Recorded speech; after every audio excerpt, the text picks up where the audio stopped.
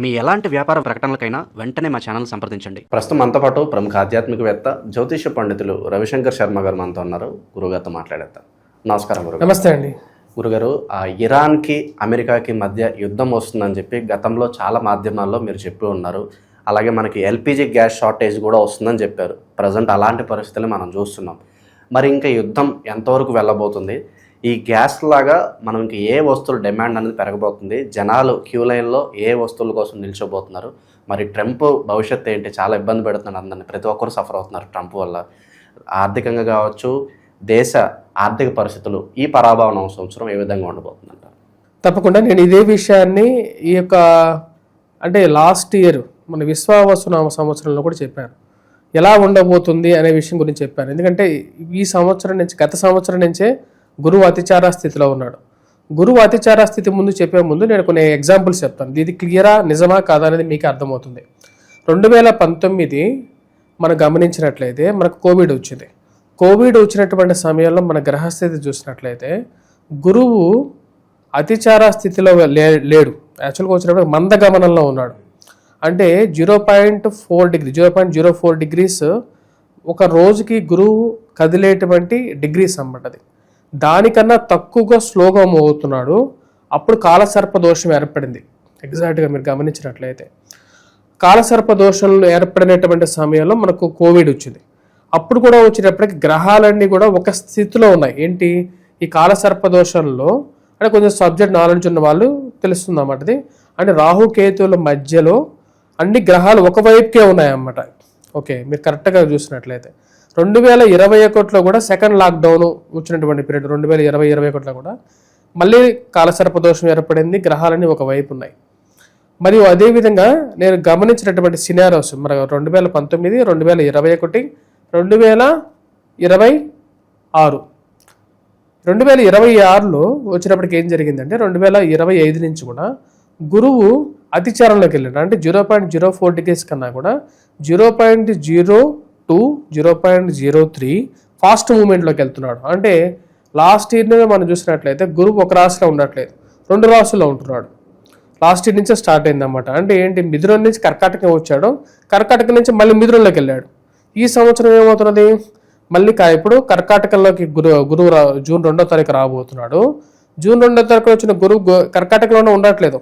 October 31వ తారీఖున మళ్ళీ సింహంలోకి వెళ్ళి సింహం నుంచి మళ్ళీ డిసెంబర్లో మళ్ళీ వెనక్కి వస్తున్నాడు. జనరల్గా మరియు అదేవిధంగా నేను ఇప్పుడు ఈ ప్రిడిక్షన్ ఇచ్చినప్పుడు ఎప్పుడైతే హెచ్ఎంటీవీలోనే ఇచ్చానో అప్పటికి ఇంకా వార్ స్టార్ట్ అవ్వలేదు. అప్పటికి పంచగ్రహ కూటమి గురించి చాలామంది చాలా ప్రొజెక్షన్స్ ఇచ్చారు. కానీ నేను ఇచ్చిన ప్రొజెక్షన్ వచ్చేటప్పటికి జనరల్గా కుజుడు మనకు లాస్ట్ ఇయర్ కూడా పంచగ్రహ కూటమి, షష్టగ్రహ కూటమి జరిగింది కదా, అందరూ చాలామంది చాలా వీడియోస్ చేశారు కదా అని చెప్పి చాలా మంది భయం భ్రాంతులు గురి చేశారు కదా అని చెప్పచ్చు. లాస్ట్ ఇయర్ కూడా పంచగ్రహ కూటమి, షష్టగ్రహ కూటమి జరిగింది. కానీ లాస్ట్ ఇయర్ కుజుడు ఆ యొక్క పంచగ్రహ కూటమిలో ఇన్వాల్వ్మెంట్ లేదు మనం గమనించినట్లయితే. అప్పుడు కుజుడు ఎక్కడున్నాడు? కుజుడు ఆ టైంలో వచ్చేటప్పటికి కుజ స్తంభన జరిగి తన కర్కాటక రాశి, సింహరాశిలో సంచారం చేస్తున్నాడు.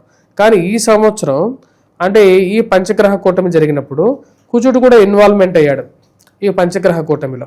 దాని తర్వాత ఎప్పుడైతే పంచగ్రహ కూటమిలో ద డిగ్రీ బిట్వీన్ అంటే ముఖ్యంగా వచ్చేటప్పటికి బుధుడికి, రవికి, శుక్రుడికి ఉన్నటువంటి డిగ్రీస్ చాలా మినిమల్ అన్నమాట. మినిమల్ డిగ్రీస్లో ఎప్పుడైతే 10 degrees అండ్ బిలో దగ్గరికి వస్తుంటేనే ఇలాంటి ఎరప్షన్స్, వార్స్ జరుగుతాయి. మనం గమనించినట్లయితే కరెక్ట్గా జాతక చక్రాన్ని అంటే కుండలి చక్రాన్ని మనం గమనించినట్లయితే సూర్యుడి యొక్క స్వస్థానం వచ్చేటప్పటికి సింహరాశి అంటే ఈస్ట్, దానికి ఆపోజిట్ పొజిషన్ మనం గమనించినట్లయితే కరెక్ట్గా వెస్ట్ అవుతుంది. అంటే మనకు కుంభ రాశి, మకర రాశులు వెస్ట్ పొజిషన్లో ఉన్నాయి. అది కూడా వచ్చేటప్పటికి ఎక్కడ ఉన్నాయి? సౌత్ వెస్ట్ నోడ్లో ఉన్నాయన్నమాట. అంటే వెస్ట్ డైరెక్షన్లో సౌత్ వెస్ట్ పొజిషన్లో ఉన్నాయన్నమాట ఇవి చెప్పాలంటే. అంటే సౌత్ వెస్ట్ పొజిషన్లోనే ఇప్పుడు వారు జరుగుతున్నది. మన శాస్త్రంలో వరాహమిహిరుడు అంటే మా గొప్పతనం ఏం లేదు, ఇది యాక్చువల్గా బృహత్ సంహితలను రాసింది. ఇది ఒక వర్డింగ్స్ అనేవి రాస్తున్నాయి ఆల్రెడీ. బృహత్ సంహితలో కంజక్షన్స్ ఆఫ్ ప్లానెట్స్, కుజుడు ఈ యొక్క గ్రహాలు ఎప్పుడైతే కాంబినేషన్లోకి వెళ్తూ ఉంటాయో అప్పుడు ఇటువంటి యుద్ధాలు ఎక్కడ ఎలా జరుగుతాయి అనేటువంటి విషయాల గురించి రాయడం జరిగింది. వాటిలో ఏం రాయబడింది అంటే 50 గ్రహాలు, అదేవిధంగా పౌరవ గ్రహాలు, ఈ యొక్క గ్రహాల యొక్క కాంబినేషన్లో జరిగినప్పుడు ఎటువంటి యుద్ధాలు ఎక్కడ జరుగుతాయి, వీటిలో రాహువుని ఎక్కువగా తీసుకోవాల్సిన కన్సిడరేషన్ అనేది లేదు.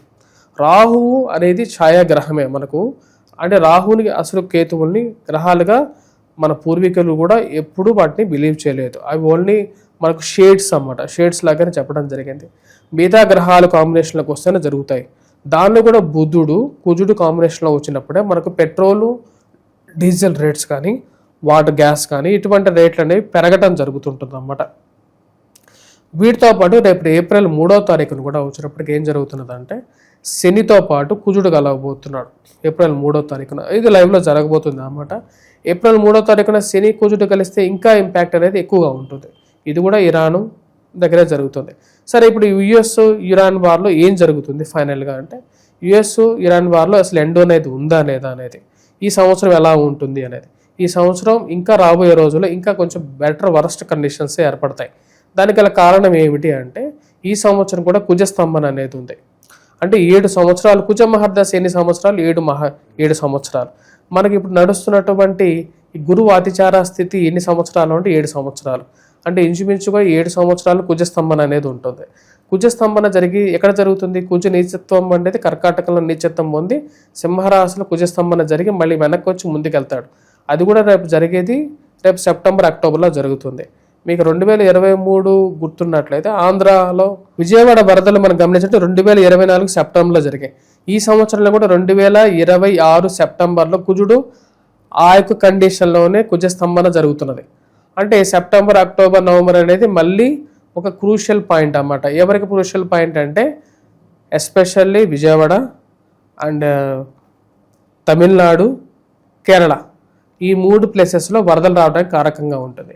ఎందుకంటే కుజుడు పాలించేటువంటి ప్రాంతాలు ఏమిటి అంటే మెయిన్గా వచ్చేటప్పటికి మనకు ఆంధ్రప్రదేశ్ అంటే కోస్టల్ ఆంధ్రప్రదేశ్, మరియు అదేవిధంగా వచ్చేటప్పటికి ఈ యొక్క తమిళనాడు, ఇటుపక్క కేరళ, ఈ 3 ప్లేసెస్ కుజుడు పాలించేటువంటి ప్రాంతాలు. ఎప్పుడైతే కుజ స్తంభన జరుగుతుంటుందో కుజుడు ఈ యొక్క నోడ్స్లో మెయిన్గా కర్కాటక సింహరాశిలో స్తంభన జరుగుతుంటుందో అప్పుడు ప్రకృతి వైపరీత్యాలు మనకు జరగటం అనేది జరుగుతుంది. మరియు ఈ యొక్క సంవత్సరం ఈ యొక్క క్రూడ్ ఆయిల్ యుద్ధాలు ఇటువంటి భయాలు ఇవి జరుగుతూ ఉంటాయంటే ఈ సంవత్సరం కూడా జరుగుతాయి. ఎందుకంటే మనకు ఆపరేషన్ సింధూరు ఇవి జరిగాయి కదా. ఆపరేషన్ సింధూరు జరిగింది ఎప్పుడు, ఏ సంవత్సరం జరిగింది? ఆపరేషన్ సింధూరు జరిగినప్పుడు కూడా ఇటువంటి సిచ్యువేషన్ ఏర్పడుతుంది అన్నమాట. ఈ సంవత్సరం కూడా మనకు ఫైర్ యాక్సిడెంట్స్ అనేది విపరీతంగా జరుగుతాయి. మరియు అదేవిధంగా పెట్రోల్ గ్యాస్ కొరతలు మరియు ఆర్థికమైనటువంటి ఇబ్బందులు ఈ సంవత్సరం ఉంది. ఈ సంవత్సరానికి స్పెషల్ నేచర్ కూడా ఉంది. ఏంటంటే ఈ సంవత్సరంలో గురువు సింహరాశిలోకి ప్రవేశిస్తున్నాడు. అక్టోబర్ 31వ తారీఖున శత్రుస్థానంలోకి వెళ్తున్నాడు. గురువు ఈ సంవత్సరానికి అధిపతి, సంవత్సరానికి అధిపతి ఉచ్చ స్థానంలో ఉన్నప్పుడు పంటలు, పాడి పంటలు ఇవన్నీ బాగా పండుతాయి. కానీ ఎప్పుడైతే శత్రుస్థానంలోకి వెళ్తున్నప్పుడు ఏమవుతుంది, దానికి వ్యతిరేకమైనటువంటి ఫలితాలు కూడా వస్తాయి. అది అక్టోబర్ 31వ తారీఖు నుంచి ఆ వ్యతిరేకమైనటువంటి ఫలితాలు డిసెంబర్ వరకు కూడా వ్యాప్తి చెందుతాయి. కాబట్టి ప్రజలు ఈ యొక్క గురువు అతిచార స్థితిలో ఉన్నప్పుడు ఎలా ఉండాలి అనేది, ఎందుకంటే నెక్స్ట్ రాబోతున్నటువంటి big blast is going to come అనేది రాబోతున్నటువంటి సంవత్సరాల్లో కూడా ఇంకా కొంచెం బ్యాడ్గా రాబోతుంది. అంటే నెక్స్ట్ ఇయర్ కూడా దీనికన్నా కొంచెం వరస్ట్గా ఉంటుంది. ఎందుకని నెక్స్ట్ ఇయర్ ఇంకా వరస్ట్గా ఉంటుంది, ఇది నేను చెప్పింది కాదు, ఇది మన పూర్వీకుల బృహత్ సంహితలోనే ఉంది. ఎందుకని దీని ప్రభావం ఎలా ఉండబోతుంది అంటే, నెక్స్ట్ ఇయర్ గురువు సింహరాశిలోనే ఉంటున్నాడు, అంటే శత్రుస్థానంలోనే ఉంటున్నాడు. మన జ్యోతిష పంచాంగ సిద్ధాంతంలో ఏం రాసి ఉందంటే, గురువు సింహరాశిలో ఉన్నప్పుడు అసలు ముహూర్తాలే పెట్టద్దని చెప్పింది. అంటే దాని యొక్క ప్రభావం ఏంటి, గురువు సింహరాశిలో ఉంటే it is not good for the nation అని చెప్పి దాని అర్థం. అదేవిధంగా నెక్స్ట్ ఇయర్ శని నీచత్వ స్థితిలోకి వెళ్తున్నాడు, అంటే డిప్లీటెడ్ స్టేట్లోకి వెళ్తున్నాడు. దాని యొక్క ప్రభావం ఎలా ఉంటుందో ఇక ఊహలకే మనం చెప్పచ్చు. అది చాలా ప్రాబ్లమాటిక్ కండిషన్ని క్రియేట్ చేయబోతుందని నెక్స్ట్ ఇయర్ అంటే 2027, 28 అనేది ఇంకా బ్యాడ్ పీరియడ్ అని చెప్పి మనకు క్లియర్గా అర్థమవుతుంది. కాబట్టి ఆర్థికమైనటువంటి పరిస్థితులు అంటే ముఖ్యంగా ప్రజలు ఏం జాగ్రత్తలు తీసుకోవాలి రాబోతున్నటువంటి సంవత్సరాల్లో అంటే మెయిన్గా ఆర్థికమైనటువంటి పరిస్థితులు జాగ్రత్త పరుచుకోవడం, డబ్బుల్ని వృధాగా ఈఎంఐలకి కట్టకుండా వీలైనంత వరకు అప్పులు తగ్గించుకొని ఉన్నటువంటి డబ్బుని స్థిరపరచుకోవటం, జాగ్రత్తలు తీసుకోవాలి. ఎందుకని మరి అందరూ సరిగా ఎవాల్యుయేట్ చేయట్లేదు అంటే మెయిన్ రీజన్ అందరూ కూడా కుజుడితే ఫైనాన్షియల్గా దీని మీద ఒక ఇంట్రెస్ట్ అనేది ఉండాలి. ఫస్ట్ ప్రతి ఒక్కరు వచ్చేటప్పటికి దీనిలో భౌగోళిక నేచర్స్ గురించి డెప్త్గా అనాలిసిస్ చేసినప్పుడు ఇలాంటి రిజల్ట్స్ బయటకు వస్తుంటాయి. కానీ అందరూ ఇప్పుడు జ్యోతిష్యం మీద దీర్ఘకాలికమైనటువంటి విషయాల గురించి ఎవరు అవగాహన తెలుసుకోవట్లా. ప్రపంచం మీద ఈ యొక్క ప్లానెటరీ ఎవాల్యుయేషన్స్ చాలా జరుగుతాయి. ఇదంతా కూడా నేను 2024-25లోనే ఈ గురువు అతిచారం గురించి వీడియోస్ చేస్తే అందరూ ఏమవుతుంది ఏమీ కాదు అది ఇది అనుకున్నారు. కానీ ఫైనాన్షియల్గా చూడండి, ఇప్పుడు ₹1,00,000 సంపాదించేవాడు కూడా నెక్స్ట్ ₹1,00,000 ఉంటుందో లేదో చెప్పలేనటువంటి పరిస్థితి. ఉద్యోగ భద్రత డౌన్ అయిపోతుంది, ఫైనాన్షియల్ స్టేటస్ అనేది మారిపోతుంది. చివరిగా మిగిలేది మన పూర్వకాలం ఉన్నటువంటి ఉద్యోగాలు ఏవైతే స్థిరమైనటువంటి ఉద్యోగాలు ఉన్నాయో అటువంటి బ్యాక్ సైడ్ మూమెంట్కే జనాలు రావడం జరుగుతుంది. మరి ఈ ప్రాసెస్ అంతా ఎప్పుడు కంప్లీట్ అవుతుంది, మళ్ళీ సాధారణమైనటువంటి స్థితికి ఈ ప్రపంచం ఎప్పుడు వస్తుందంటే 2032కి వస్తుంది. 2032లో గురువు అతిచారం అనేది కంప్లీట్ అవుతుంది. ఇందా చెప్పిన విధంగా కుజుడి యొక్క 7 సంవత్సరాల కుజమహర్దశ అనేది కూడా ఈ ప్రపంచాన్ని ఆపుతుంది. అంటే ఈ థర్డ్ వరల్డ్ వార్ అని చెప్పే ఫియర్ ఉంది కదా, అది జరిగితే ఈ 2032 మధ్యలోనే జరగాలి. అంటే మోస్ట్ ప్రాబబ్లీ నెక్స్ట్ ఇయర్ ఆ టైంలోనే స్టార్ట్ అవ్వాలి గొడవలు అనేవి, ఇంకా పెద్దవి అవ్వాలి. ఓవరాల్గా ఈ సంవత్సరం ఎలా ఉండబోతుందో, హైలైట్స్ ఏంటి, యుద్ధం ఎటువంటి పరిస్థితులకు దారితీనుంది, మంచి విశ్లేషణ అందించారు. ధన్యవాదాలు.